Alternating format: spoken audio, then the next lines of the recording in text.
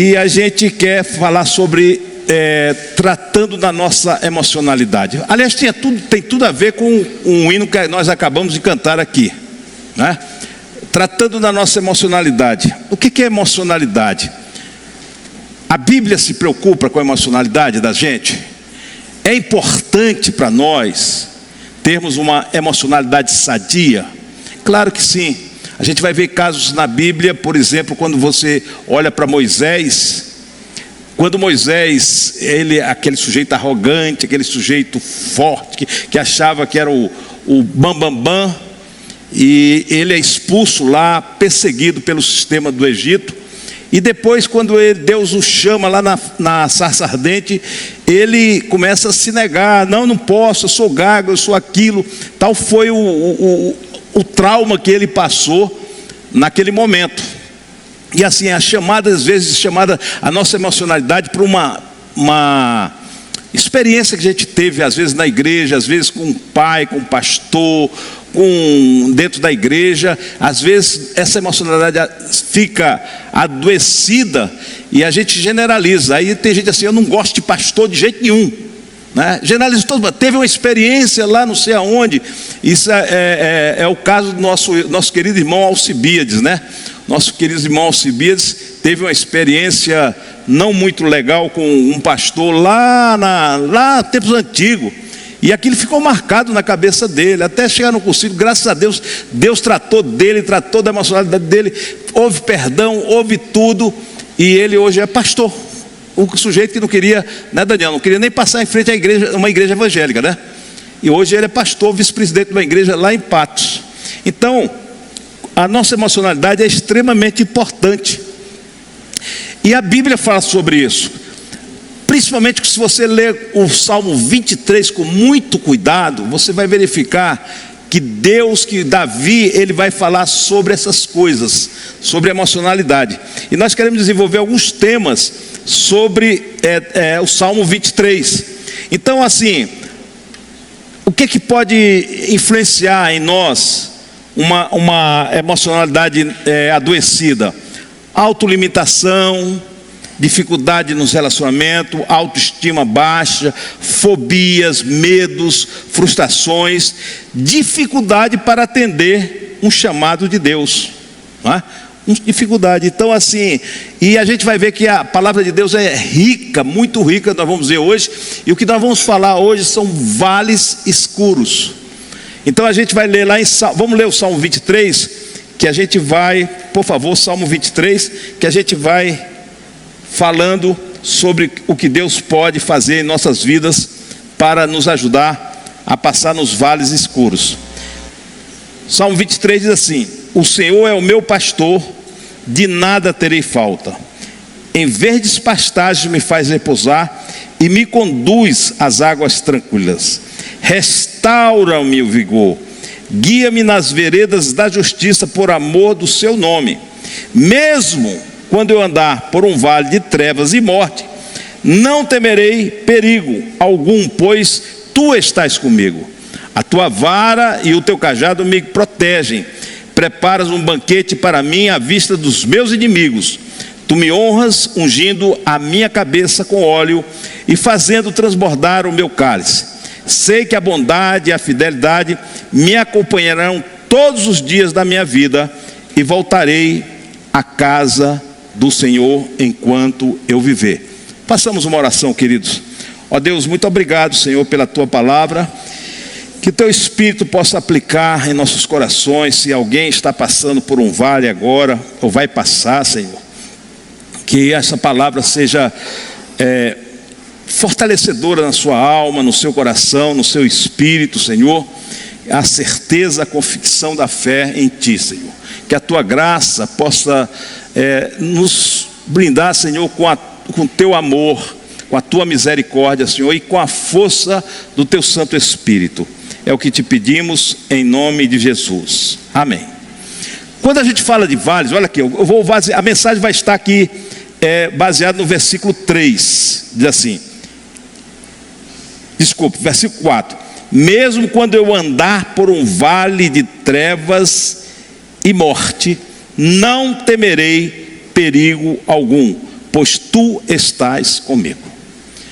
Esse sentido simbólico de vale na Bíblia é o sentido de dificuldade, de momento difícil na nossa vida, de coisas que acontecem de forma inesperada, que vem nos afetar muito forte, vem trazer um forte impacto emocional na vida da gente, não é? Que às vezes você se sente assim, o primeiro momento quando você se depara com uma situação como essa, você sente diz assim, puxa, estou destruído, acabou, não é?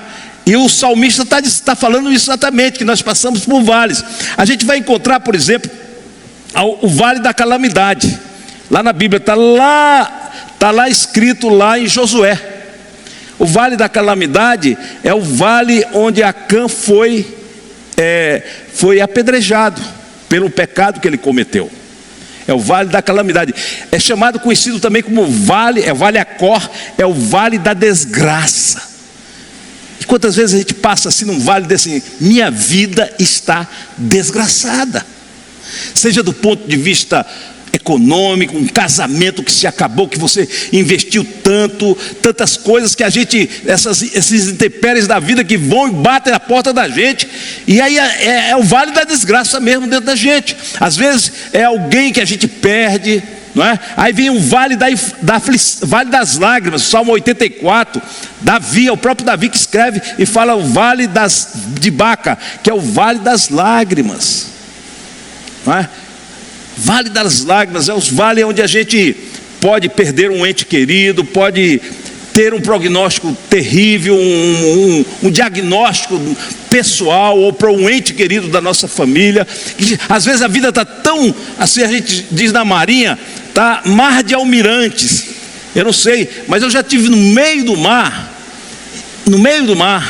lá no meio do Oceano Atlântico, e você olhava aquele mar, aquela calmaria, você via aquele mar espelhado, não tinha um movimento de água, o navio passava ali, a única coisa que fazia marolas, né, que a gente chama, quando o navio vai passando, chama aquela marola, aquela águazinha que sai correndo assim do lado, fazendo aquela marolazinha, aquele negócio assim, o mar tranquilo. Mas também já passei, por exemplo, quando eu saí da Ilha das Bermudas para atravessar até a Ilha das Madeiras, a Ilha das Bermudas aqui perto dos Estados Unidos, até a Ilha da Madeira, que é portuguesa, nós pegamos uma tempestade que aquele mar não parecia aquele primeiro mar. Então isso retrata muito bem a nossa vida. Muitas vezes nós estamos no controle de todas as coisas, tudo está perfeito, não é? Mas aí a gente é surpreendido na vida por alguma coisa. E esses são os mares, é o mar das lágrimas. E Oséias vai falar sobre o vale da aflição, não é? E Davi fala aqui no versículo 4, um vale de trevas e morte. Por que Davi está falando do vale de trevas e morte? Lembre-se que ele está usando a figura do pastor, não é isso? Como é que começa o salmo? O Senhor é o meu pastor, de nada terei falta. Davi tinha capacidade para fazer essa simbologia, claro. Ele foi pastor durante muito tempo, pastor das ovelhas do seu pai. Então essa experiência faz com que ele escreva este salmo. E ele sabe o que está falando quando ele diz assim, mesmo quando eu andar por um vale de trevas e morte. Por que ele fala isso? Porque a geografia de Israel é uma geografia muito disforme. Você tem elevações altas e você tem depressões lá embaixo. E sabe que você tem, por exemplo, um monte lá que tem 2.800 metros, e tem uma bacia do Mar Morto que é menos 400 metros. Olha a diferença. A gente não sabe o que é vale aqui no Planalto Central. A gente olha aqui para Brasília, você olha, se você subir em qualquer lugar aqui, você vai ver lá a torre, pronto, no parque. De vez em quando eu estou andando no parque aqui, eu vejo aquela torre digital, né? A torre digital lá perto de Sobradinho. Aí você olha daqui do parque, você vê, não tem vales. É maravilhoso andar em Brasília. Tá?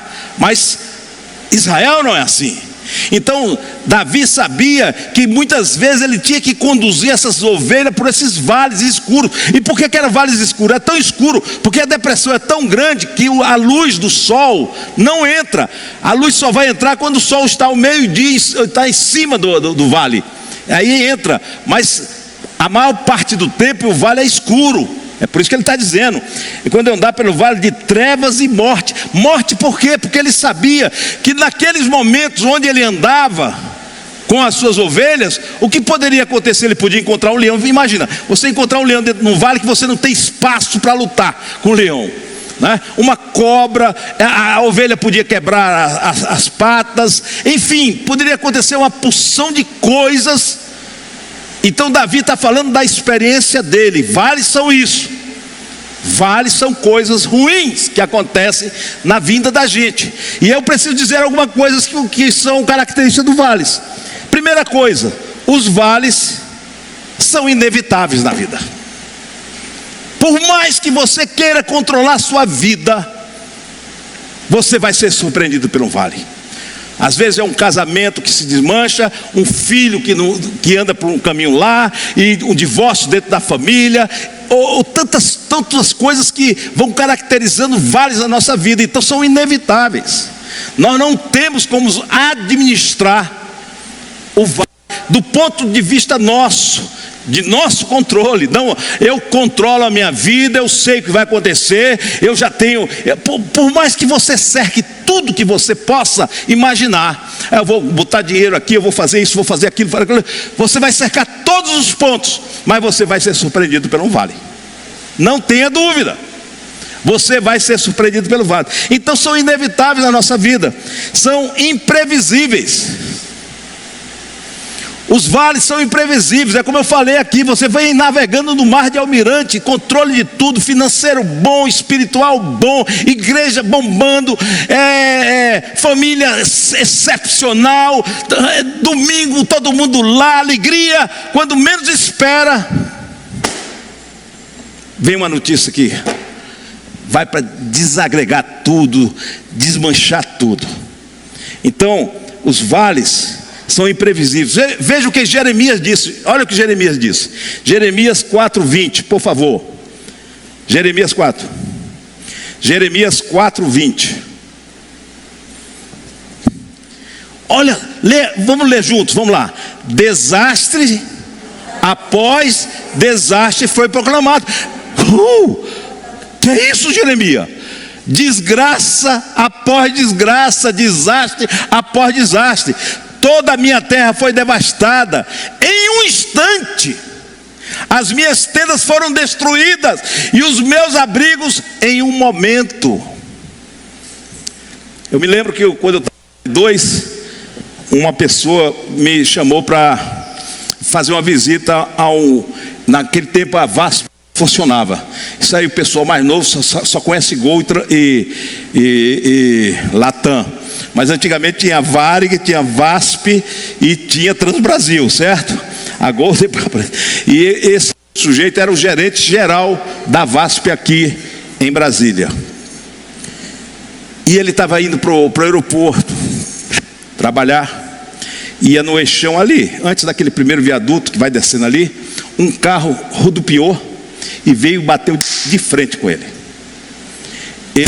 Perdeu, ele teve um problema de cérebro, bateu com o cérebro, com a cabeça não sei aonde. E eu fui visitar aquele sujeito, um rapaz naquela época, também era novo naquela época, mas era assim, mais ou menos da minha idade, uns 40 e poucos anos de idade. Quantos anos você tem, Hugo? Hein? 39? Legal mesmo? É? Tem alguém aqui que tem menos de 40?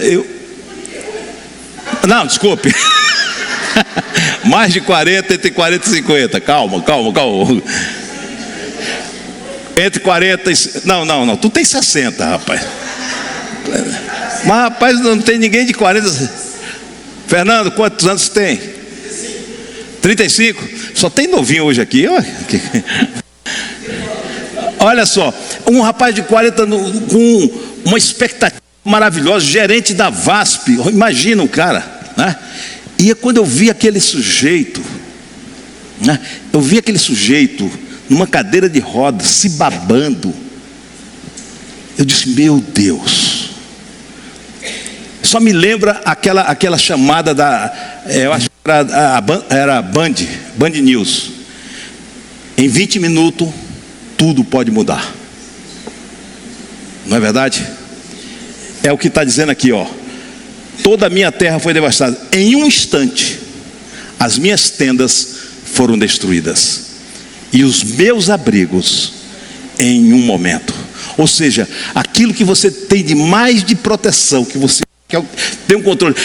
A sua tenda e a minha tenda é onde a gente tem maior número de controle, sim ou não? É, a nossa casa é onde a gente tem o controle das coisas. A nossa tenda, o nosso refúgio. É isso que, de forma figurada, o profeta está dizendo assim: em um instante, minhas tendas, ou seja, aquilo que era mais, que eu tinha mais seguro na minha vida, naquilo que eu tinha que mais controle na minha vida, aquilo ali foi destruído em um instante. O meu refúgio, meu abrigo, num momento. Então, os vales, queridos, são imprevisíveis na vida da gente. Eles são imparciais.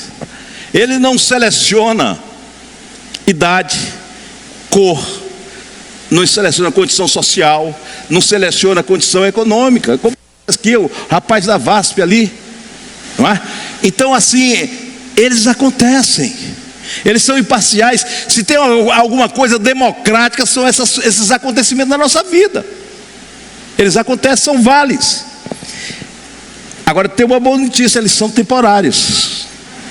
Eles são temporários. E tem mais uma coisa que é importante eu dizer aqui. Do ponto de vista nosso, como cristão, não para uma pessoa que acha que a sua vida é fruto do acaso, do Deus, a vida deixa a vida me levar, vida leva eu. Mas nós não cremos assim, na verdade, irmãos, nós não cremos assim. Nós cremos num Deus, não cremos num Deus que está no controle das nossas vidas. Quantos creem nisso?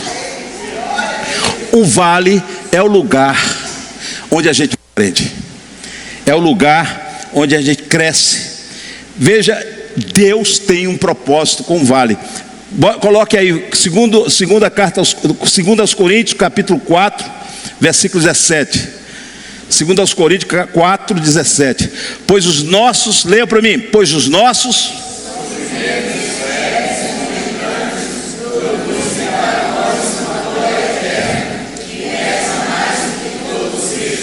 se você olhar para a vida de Paulo, você vai olhar e dizer assim: esse sujeito gosta de vale. Porque é brincadeira, se você for ver o histórico de Paulo, por amor de Deus, açoitado, perseguido, não reconhecido, naufrágios, roubado, tantas coisas. Desse homem, eu acho que ele não tem um pedigree muito bom, não é? Mas Paulo diz assim: pois os nossos sofrimentos leves e momentâneos. Eu não sei qual é o sofrimento que você está passando aí, porque a gente vai se treinando também no sofrimento. Isso é bom, irmãos. Isso é bom.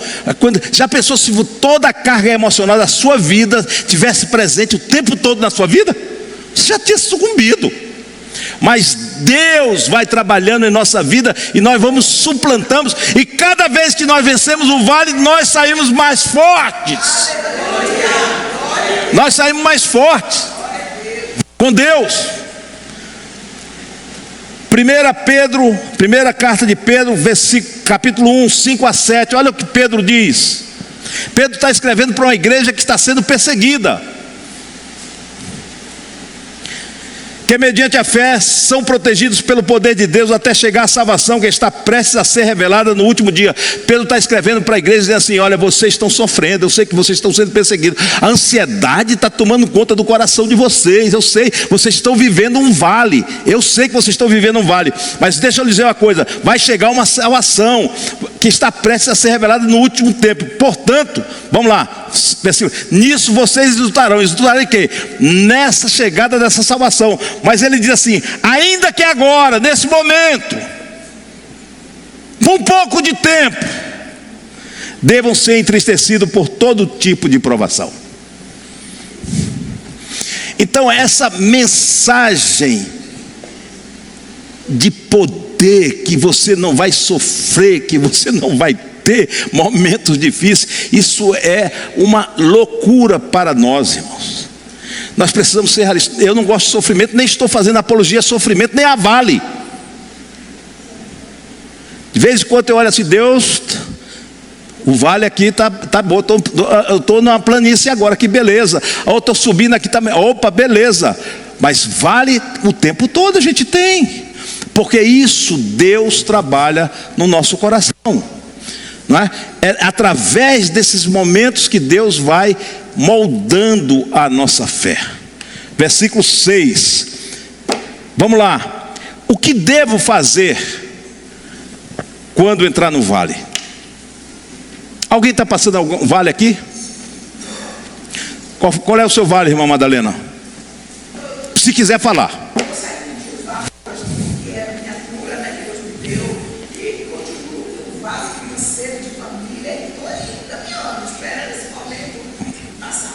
Irmã Graça.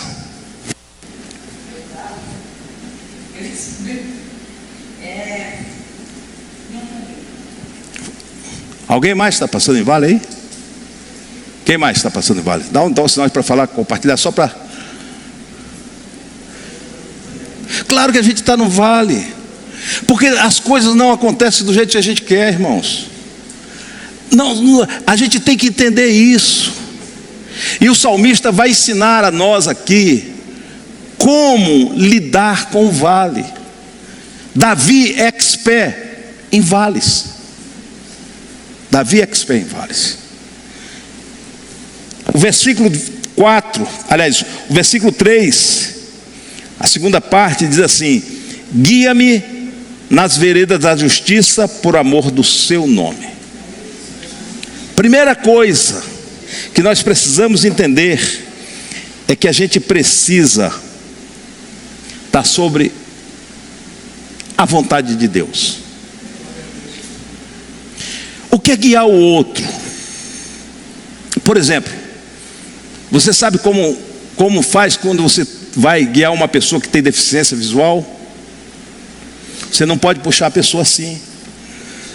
Você tem que deixar ele botar a mão no seu ombro aqui, e essa pessoa aqui vai levando aquela pessoa assim, ó. Tá, vamos dizer que eu seja o deficiente, eu tenho que botar a minha mão no ombro e ele vai me levando aqui. Mas eu vou cego, eu não sei. Eu estou confiando em quem? Eu estou confiando em quem, irmãos? No meu guia, naquele que está me guiando, aquele que está me orientando, está me levando. O que Davi está dizendo assim: este Deus é um Deus que me guia pelos caminhos certos.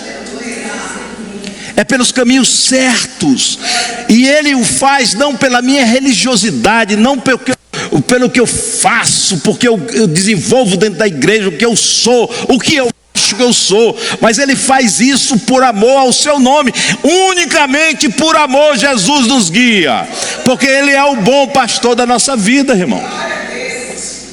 Então a primeira coisa é relaxa. Já pensou se uma pessoa que está sendo orientada, está sendo guiada pelo um deficiente, começar aqui, não, olha, não vai sair os dois, ninguém vai sair do lugar. O que ele tem que fazer? Relaxar.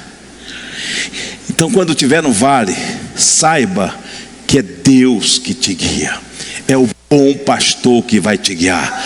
Relaxa. Sabe quando você relaxa, né, diante da situação, a sua emocionalidade cria força. Agora, quanto mais você se rebate, você já viu siri em lata de querosene? Alguém já pescou siri em lata de querosene? Não? Lata de querosene é aquela lata. Esse pessoal novo não sabe nem o que é isso. Sabe nem o que é siri, quer ver? Não sabe? A gente ia pescar siri no mar, assim na água pequena, né? E aí à noite a gente ia com um ferrinho e um lampião, porque encandeava ele ou puxar, e puxava e botava dentro da lata. Mas ele rebate. Ele bate na lata. É o tempo. Tem crente que é assim o tempo todo, irmãos.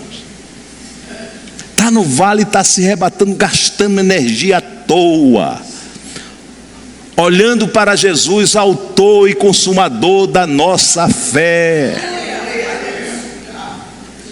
Lançai sobre ele toda a vossa ansiedade, porque ele tem cuidado de vós. Aleluia. É isso. Relaxa no Senhor, fica tranquilo. Olha, eu fui visitar uma das pessoas que mais me tocou. Eu fui visitar o esposo da Zeli, o César, e ele teve um câncer de pâncreas, né? Violento. E eu pensei que ele estivesse aflito. E ele disse: pastor, eu estou tranquilo, eu sei para onde eu vou, eu sei. Sabe, é nessa troca que você vai, se acalma o seu coração. Não adianta, quanto mais nervoso, quanto mais depressivo você ficar, e aí vem a segunda coisa, porque o salmista diz assim: mesmo quando eu andar, significa que eu vou enfrentar o vale, mas no vale eu não posso parar.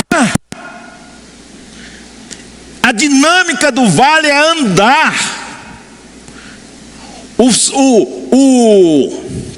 Como é o nome dele? O Davi sabia, como um expert em vales, ele sabia que ele tinha que atravessar o vale, ele não podia parar, porque cada vez que ele para, cada vez que ele não anda, ele se expõe cada vez mais ao perigo do vale.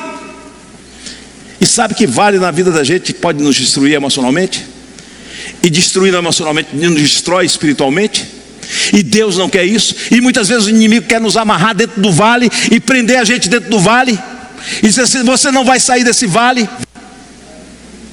Então a dinâmica aqui é você caminhar, é levantar na segunda-feira com aquele peso, mas levanta em nome de Jesus.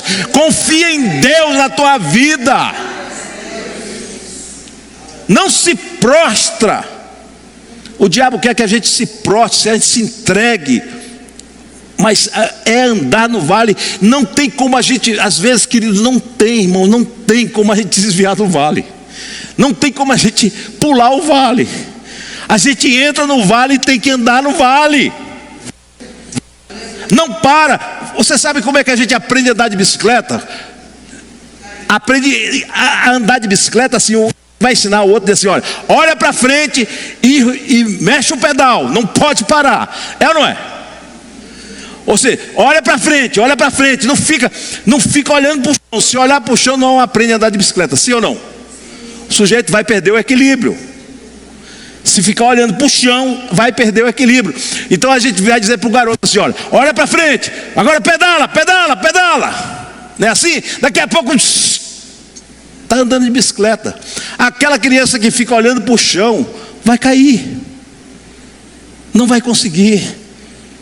Então a artimanha do inimigo é te deixar você no vale, é fazer com que você olhe para o vale, olhe para o problema, para a dificuldade. E sabe, você pode dizer, a dificuldade pode ser a maior possível na tua vida, mas você tem que entender que o teu Deus é maior do que essa dificuldade. Entende isso?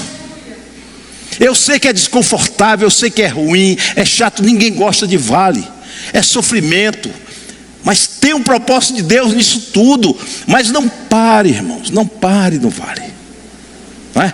Às vezes a carga é pesada, aí vem o Espírito Santo e nos assiste nas nossas fraquezas. A fraqueza que Paulo está falando ali não são fraquezas de pecado, que o Espírito Santo não vai nos assistir nos nossos pecados, claro que não. Ele está falando das nossas fraquezas emocionais, nesses momentos que a gente está sucumbindo, naqueles momentos que a gente está, sabe, não sei se já aconteceu com você, mas já aconteceu comigo. Eu estava desesperado num momento difícil da minha vida, eu e Ana. A gente está desesperado com o filho, aquela luta, aquele negócio, parece que não sai daquele vale, sabe? Aí você para, vai para Deus, aí você chora diante do Senhor. E quando você chora, sabe, isso aconteceu quantas vezes comigo e com a Ana também. Nesse choro vem uma força de Deus novamente e nos coloca de pé novamente para caminhar. Não há desespero. Me dá aquele versículo, ajuda aqui, Isaías. É 2 Coríntios capítulo 4. 2 Coríntios capítulo 4, se não me engano. Em tudo eu sou perseguido, mas não destruído. Por favor, é 2 Coríntios capítulo 4. É aqui, ó. 7. Bote aí, por favor. Temos, porém, esse tesouro em vasos de barro para mostrar que o poder que a tudo excede provém de quem, irmãos? Provém de quem? Não é seu, é o Espírito de Deus na sua vida. É o Espírito de Deus na sua vida, para mostrar o poder de Deus excede, provém de Deus, não de nós. Aí o que ele vai dizer, olha, de todos os lados, desse sujeito aqui, Paulo está num vale. Vamos ver se ele está descrevendo um vale aqui, vê se não é um vale. De todos os lados somos pressionados. Imagina, você o tempo todo lá, é cacetada de cá, é cacetada de cá, é das costas, é atrás. Você já se sentiu assim em algum lugar? É difícil. Ficamos perplexos, mas não desesperados. Significa que o controle da sua vida não está em você, está em Deus. Vamos lá. Somos o quê? Perseguidos, mas não abandonados, abatidos, mas não destruídos. Aleluia! Trazemos sempre no corpo o morrer de Jesus, para que a vida de Jesus também seja revelada. Então esse sujeito, Paulo descreve um sujeito que não vale, mas ele não vai ser destruído, ele não vai se acabar, não vai sucumbir, porque que o inimigo quer. Às vezes você está tudo bem lá no seu trabalho, a empresa fecha, lhe despede, você diz assim, poxa, o que é que eu vou fazer agora? Como é que eu vou sair dessa? Não desespera, creia no Senhor, coloque-se, porque aí vem a segunda parte do vale, a segunda lição do vale. Qual é a segunda lição? A segunda lição do vale, a segunda lição do vale é exatamente a convicção da presença de Deus, pois tu estás com quem? Comigo. Você pode dizer assim, às vezes um irmão da igreja, o seu pastor pode lhe abandonar no vale. Alguém diz assim, pode dizer, o vale está muito difícil aí para a irmã Graça. Ixi, deixa a irmã Graça aí, ela se resolver com esse vale aí. Eu posso fazer isso, qualquer um de nós podemos fazer isso. Mas o salmista, ele tem a garantia. Você está entendendo quem é Davi? Davi é um cara que passou 10 anos no vale. 10 anos da vida dele, ele passou no vale. Aliás, Davi era expert em vales. 10 anos Saul perseguindo Davi o tempo todo para matá-lo. Não era para destruí-lo. Não queria prender Davi, não, ele queria matar Davi. Agora imagine esse Davi. Ele sabe que a força dele não está nele. Ele sabe que Deus está com ele, pois tu estás comigo. Não deixe o inimigo roubar essa verdade do seu coração. Não deixe, porque ele vai atacar. Ele vai tirar da sua mente. Você vai cometer um sentimento de dor, um sentimento de rejeição, um sentimento que está sozinho. Não creia creia nisso, mesmo quando você não estiver ouvindo a voz de Deus, Deus está com você. Jesus disse, confie nessa palavra, aquele que vem a mim, de maneira alguma eu lançarei fora. Aleluia. Sabe, e se você não está no vale, se prepara que vai cair daqui a pouco. Não seja alheio a quem está no vale. A igreja, núcleo de convivência, é para identificar aqueles que estão no vale também, viu? Viu, Hilton? Porque aqueles que estão no vale a gente precisa ajudar como igreja, dar as mãos para aquele, porque nós somos instrumento de Deus para abençoar a vida dos nossos irmãos. Porque uma hora eu estou no vale, uma hora eu estou indo por cima, estou numa planície, e o meu irmão está no vale, mas daqui a pouco troca. Daqui a pouco troca. E a vida cristã é essa assim, é gente entrando no vale, gente saindo do vale, gente por cima, gente baixo, é o tempo todo, mas não pode perder a unidade do Espírito, o mesmo sentimento, chorar com o que se choram, se alegrar com o que se alegram. É esse o segredo da igreja de Jesus Cristo. Então, se você não está no núcleo de convivência, vá para o núcleo de convivência, porque você vai sentir falta do núcleo de convivência, sabe quando? Não quando você está na bonança da sua vida, não quando você está nessa planície maravilhosa, mas no momento que você entrar para o vale e se sentir só, você vai precisar da bênção de alguém com você, de orar com você, de chorar com você, de estar junto ali de você, lhe dando força, porque Deus usa o seu servo para abençoar. Não faça produção independente. Nós dependemos, isso é arrogância. A pessoa que acha que vai sozinho é arrogante. Primeiro, a presença de Deus na vida da gente, e a presença de Deus se manifesta muitas vezes através do meu irmão e da minha irmã me ajudando, me abençoando. E é só no vale que a gente aprende isso. Então estou falando aqui, já que é para núcleo de convivência, vamos pensar nisso. Não se isola. É muito bom você estar aqui, vem um domingo, não tem compromisso, não tenho nada. Meu amigo, entra no vale para você ver uma coisa. Entra no vale. E eu não quero que você entre no vale. Eu também não quero entrar no vale. Eu não estou fazendo apologia do vale, mas é inevitável. É inevitável. A única maneira da gente sair e não ter mais vale é quando a gente chega no céu. Aí pronto. Porque aqui tereis aflições, mas tem de bom ânimo. Eu venci o mundo. Aleluia. Aqui há choro, aqui há doença, aqui há frustração, há tudo isso. O problema é o que essas coisas fazem com a gente.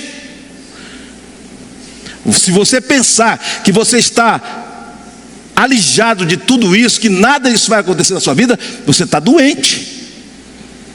O nome disso é negacionismo. É negação. Não.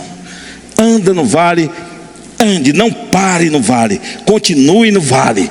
E o que mais? Tenha na convicção no seu coração de que Ele está com você. O seu pastor pode falhar, o seu núcleo pode falhar, o seu dirigente pode falhar, mas ele não vai falhar na sua vida. Você pode glorificar o nome do Senhor? Quer que eu aprenda novamente aí com esse salmo com Davi? Eu aprendo também que eu preciso confiar na proteção e na direção de Deus. Olha o que diz o versículo: mesmo quando eu andar por um vale da sombra da morte, não temerei perigo algum, pois tu estás comigo.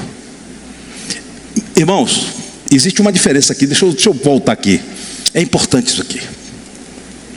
Medo é algo excepcional para a defesa nossa. É a mesma coisa de dor. Eu esqueci uma doença que a pessoa não sente dor. Ela não tem sensibilidade nos nervos e não sente dor. Essa pessoa morre cedo, sabe por quê? Porque muitas vezes ela se queima, porque ela não sente dor. Porque o que te faz tirar a mão de uma chapa quente? O que te faz? É a dor. Não é isso? Tira. A pessoa que não sente dor, porque a dor é um mecanismo de defesa do corpo. O corpo está dizendo que alguma coisa está errada. A mesma coisa a alma. A alma sente dor, irmãos? Sente dor? Sente. Dor na alma. O salmista fala sobre isso. Então quando você dá a dor, é para você saber que você precisa sair daquele local, daquele momento. Então, olha o que diz o versículo aqui: não temerei perigo algum. O medo faz parte do nosso cabedal de sentimentos, de emoções, são naturais do ser humano. Medo, culpa, raiva, tudo isso faz parte da nossa emocionalidade. O que não pode, essas emoções virarem sentimentos, ok? Virarem sentimentos. Então, por exemplo, uma pessoa que tem culpa e deixa ser dominada pela culpa, essa pessoa vai definhar, vai se autodestruir.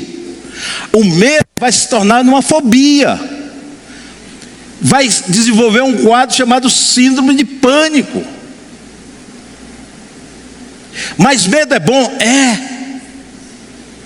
Saudável? É. Mas você não pode deixar se dominar por nenhum deles. Está entendendo o que eu estou falando? Eu posso parafrasear a palavra de Deus e dizer assim: todas as coisas me são lícitas, mas nem todas me convêm. Todas as coisas me são lícitas, mas não me deixarei dominar por nenhuma delas.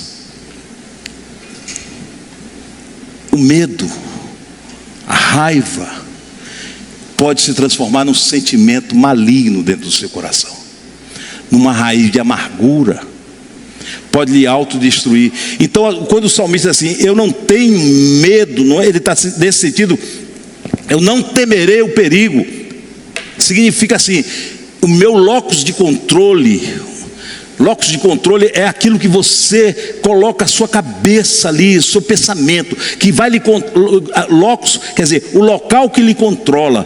Se você deixar nos seus pensamentos ali remoendo, os nossos pensamentos podem se tornar fortalezas do diabo. E aí o que acontece? Você vai se autodestruir. Agora, quando o nosso locus de controle sai de nós mesmos e vai para Deus, é Deus que está no controle da minha vida, é o Senhor que me guia. E aí ele vai dizer assim: eu não, pois tu estás comigo, a tua vara e o teu cajado me protegem. O que são as duas ferramentas do pastor da época? A vara e o cajado. Para que servia a vara? A vara é uma ferramenta de defesa, uma ferramenta de proteção. A vara, quando o animal predador se aproximava, ele pegava a vara e jogava no animal, espantava o animal com a vara. É Deus que nos protege, irmãos. É por isso que Tiago vai dizer assim: sujeitai-vos a Deus, resisti ao diabo e ele fugirá de vós. Amém? Mas precisa se sujeitar ao bom pastor que é Jesus Cristo. Quanto mais eu me sujeito a Jesus, mais esta vara me protege. Sabe que o diabo está ao nosso derredor como um leão, querendo nos tragar, e a gente não pode brincar com ele. Eu tenho medo de crente que subestima o inimigo. Não subestime. Ele é bem mais poderoso do que eu e você. Não brinque. Ele está pronto para lhe devorar. E às vezes lhe devora no vale. É no momento que você está mais vulnerável. É o momento que você está mais emocionalmente sem forças. Eu me lembro que minha irmã, que eu fui visitar agora sexta-feira, a Cacá, ela teve uma perfuração do intestino. Isso lá uns 15, 20 anos atrás, né? Mais ou menos isso. E foi para o hospital de base. Ela morava no Tocantins, Porto Nacional, e veio para o hospital de base. E como médica, o cirurgião, que era o Babilaca, hospital de base, abria ela e tirava tudo para fora, porque vazou para todos os órgãos por fora, todo aquele líquido que contaminou tudo. Então o médico disse assim: olha, só tem 10% de chance de vida. O cirurgião falou para mim. Eu disse: meu Deus trabalha com 1%. Eu falei para ele: meu Deus trabalha com 1%, 10% eu acho que dá para ele trabalhar também. E o médico ficou olhando assim para mim com aquela cara de dizer assim: não estou acreditando nisso. E abriram ela daqui para cá assim, e nem fechavam, botavam uma espécie de grampos, que todo dia tirava todos aqueles grampos, abria, pegava todos os órgãos, botava aqui, lavava tudo e jogava para dentro e fechava novamente. Isso foi por 15, não é isso, nega? 6 meses nessa luta aí. Ela não ia escapar, o médico disse que não ia escapar. E aí, queridos, é nessa luta que Deus está com a gente. E nesse momento eu estava no quartel, e eu tinha um comandante que era espírita. E ele sabia da minha história, ele sabia da minha situação. Minha irmã tinha o quê? 35 anos de idade. E ele chegou para mim e disse: Botelho, se você quiser, nós vamos lá numa sessão que os espíritos vão curar a tua. E aí, é nesse momento que o diabo vem com o seu discurso. É nesse momento que nós estamos vulneráveis emocionalmente, que nós estamos a ponto de vender a nossa alma. E quanto mais o ente querido, mais esse ente for querido nosso, mais próximo, mais a gente é tentado em negociar essas coisas. Eu agradeço, eu não podia dar a resposta que eu queria dar. Eu dei a resposta: então, comandante, muito obrigado, eu agradeço a sua gentileza, agradeço. Mas olha só, o diabo é sagaz. Não vale que ele chega com aquele papo bobo em cima de você. Vende sua alma. É quando você está lá no chão economicamente, lá perdeu tudo, e ele chega e diz assim: se você me adorar, eu faço esse negócio aqui revitalizar, eu dou uma mudança aqui. E você às vezes faz até a leitura que é bênção de Deus, e não sabe qual é o espírito que está operando. É porque, irmãos, nós estamos vulneráveis, que nós precisamos de proteção neste momento.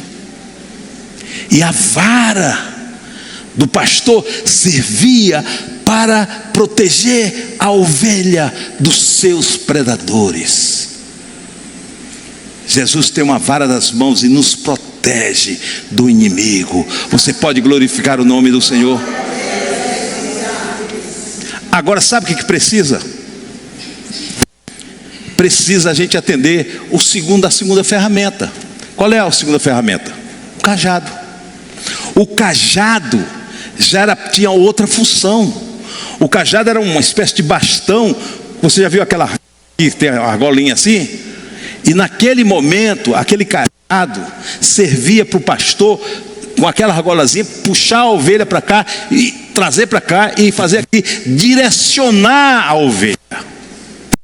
Olha o que Davi está dizendo: o Senhor pôs o seu cajado, né? Vou ler o texto aqui: a tua vara e o teu cajado me protegem. Agora, se você é uma ovelha rebelde, você não vai querer aceitar, porque às vezes quando tem uma ovelhinha rebelde, não, quero pular de lá e vai se arrebentar toda. Então, quando Deus estiver te direcionando, seja maleável, receba aquilo que Deus está colocando, mesmo que seja desconfortável, mesmo que não seja segundo a tua vontade, mesmo que não seja segundo os teus pensamentos, mas é o melhor caminho quando nós estamos debaixo do cajado e da vara do Senhor, porque nós estamos protegidos, guardados por Ele. Você pode glorificar o nome do Senhor?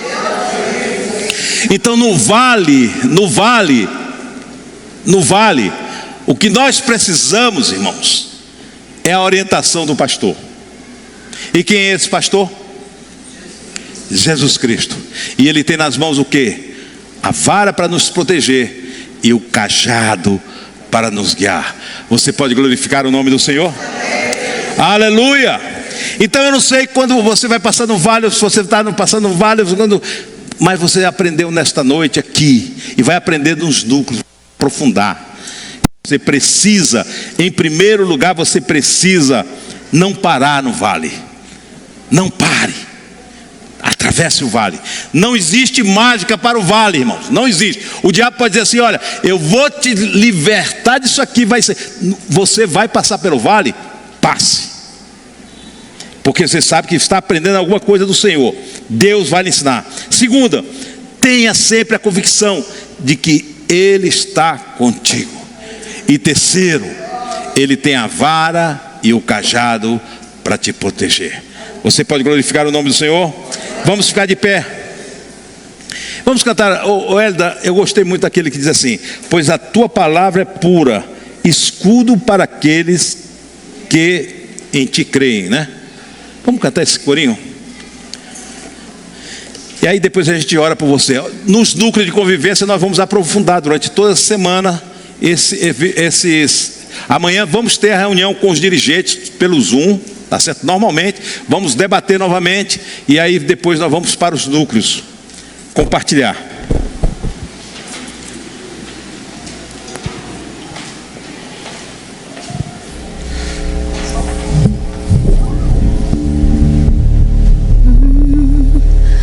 Não há ferrolhos nem portas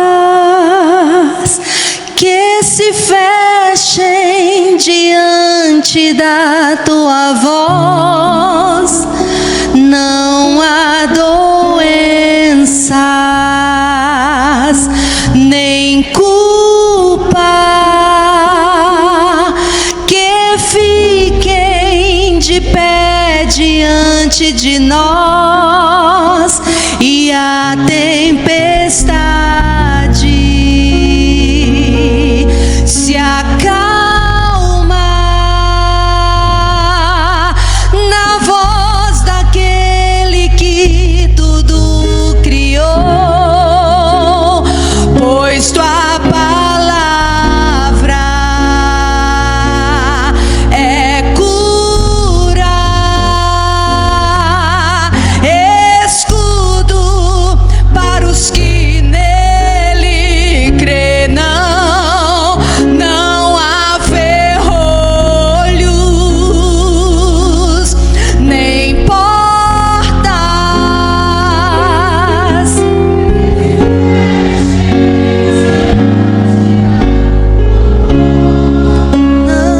não há doenças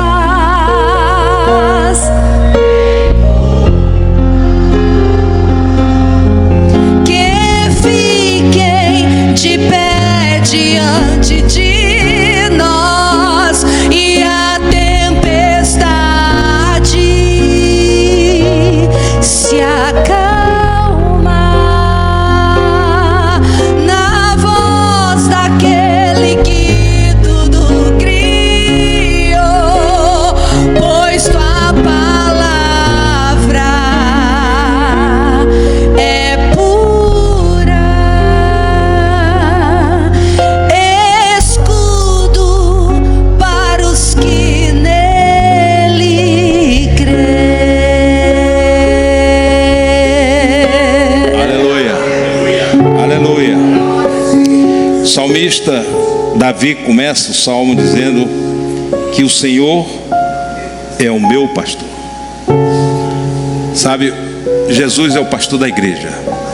mas Ele é pastor de cada um de nós. E é neste momento que a gente precisa falar com Ele. Não sei como é que está. Olha só, às vezes o vale não é somente... Às vezes tem pessoas, como a irmã Madalena está colocando aqui, a doença que ela está enfrentando, é o vale... Estava. Amém, já passou o vale. Mas tem pessoas que estão... O vale da doença é físico. Nos afeta emocionalmente, nos afeta espiritualmente. Às vezes, o vale é no lado das nossas emoções. Uma depressão, uma ansiedade, uma frustração, uma fobia, aquela vontade de... aquela agonia no coração, aquela inquietude da alma. São vales. Mas também existem vales espirituais.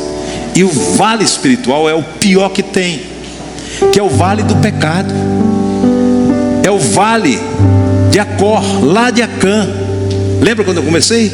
Vale de Acor. Por que Acã foi apedrejado?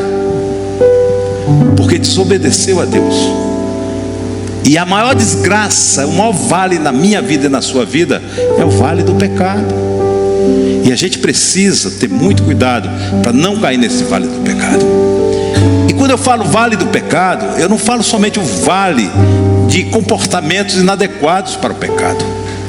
Eu falo o vale quando não tem mais aquele calor na sua alma, quando o seu espírito está esfriado, congelado. A gente está assim como a igreja de Laodiceia. A gente não sabe nem o que é, se está quente ou está frio. Sabe? Essa é o estado mais perigoso do espírito da alma. É quando a gente está nesse, entendeu? Anestesiado. Paulo fala assim, com a consciência cauterizada. O que é cauterizar? Não sei se você sabe o que é cauterizar. Cauterizar, isso a gente aprende muito com um dentista. Quando começa a sangrar com o negócio, ele vai lá e cauteriza, vai lá e queima um pouquinho e cauteriza ali, fica insensível. Se você está assim, é hora de sair desse vale, porque esse vale é perigoso. É muito perigoso. Porque esse vale não vai ser só uma questão aqui, porque qualquer outro vale, irmãos, vamos ser realistas. O vale que eu passar aqui, por exemplo, eu estou aqui muito bem, né? Eu estou aqui muito bem. Aí sou diagnosticado com uma doença que eu sei que vou, como o tio César estava ali, muito bem, correndo no parque ali comigo. Ali a gente se encontrava no parque. E do nada, não foi isso dele? Do nada. Entendeu? Aí é um vale, mas esse vale não tira. Esse vale aí não tira a salvação. Mas o vale do pecado arrebenta a gente espiritualmente, porque pode ser que você não tenha doença física nenhuma, você não tenha nada emocionalmente, mas o vale do pecado vai lhe impedir de entrar na graça de Deus. Desculpe falar assim, mas a Bíblia diz: o salário do pecado é a morte. Então eu queria primeiro orar. Se alguém está dessa forma, que ore agora. Como é que eu posso sair desse vale do pecado? É fácil, esse é o mais fácil que tem. Sabe como é que é? Tem o sangue de Jesus Cristo. O sangue de Jesus nos purifica de todo pecado. O vale emocional é mais difícil, porque aí essa técnica aqui, a terapia que a palavra de Deus nos deu aqui hoje à noite, eu tenho que acompanhar, eu tenho que trabalhar. Mas o vale do pecado, ele já tem como sair, tá? Já tem como sair. É só clamar pelo sangue de Jesus, arrepender os vossos, confessar os vossos pecados, porque Ele é fiel e justo para perdoar todos os nossos pecados e nossas injustiças. E eu não estou falando de pessoas não crentes, eu estou falando de crentes que estão calejados pelo pecado, que estão anestesiados, que estão cauterizados pelo pecado. Vamos fazer uma oração nesse sentido. Cada um se apresente ao Senhor como sacrifício vivo, santo e agradável neste momento. E depois eu vou fazer uma segunda oração para aqueles que estão lutando no vale da emocionalidade, pelos esses vales que acontecem. Nós vamos falar de alguns vales no próximo domingo. Nós vamos falar do vale da inquietude da alma. Nós vamos falar do medo do futuro, tá certo? Nós vamos falar do vale da ansiedade. o vale da amargura. Nós vamos falar de outros vales e vamos mostrar na palavra de Deus como nós podemos suplantar esses vales. Eu sei que muitas vezes até uma ajuda profissional é importante, mas mais do que isso, a gente precisa ter uma luz de Deus no nosso coração. A gente precisa ter claridade na alma, irmãos. Lâmpada para os meus pés e luz é a tua palavra. Amém, queridos? Senhor, nos colocamos diante de Ti, diante desses vales, vale do pecado, Senhor. Se há algum pecado em nossas vidas, Senhor, que nos estamos acostumando, que estamos, Senhor, sendo cauterizados, estamos nos tornando insensíveis, Senhor. Nem somos frios, nem somos quentes, Senhor, somos mornos. Ó Deus, que Tu possa nos perdoar deste pecado, Tu possa nos limpar o coração, Tu possa, Senhor, limpar a nossa alma, o nosso espírito, trazer vida para o nosso espírito, Senhor. Que a Tua graça, Senhor, inunde a nosso coração dessa forma. Ó Deus, que a gente volte a ter a alegria do Teu Santo Espírito em nossas vidas. Não retira o Teu Espírito de nós, Senhor. Fica com cada um, abençoa as nossas vidas, em nome de Jesus.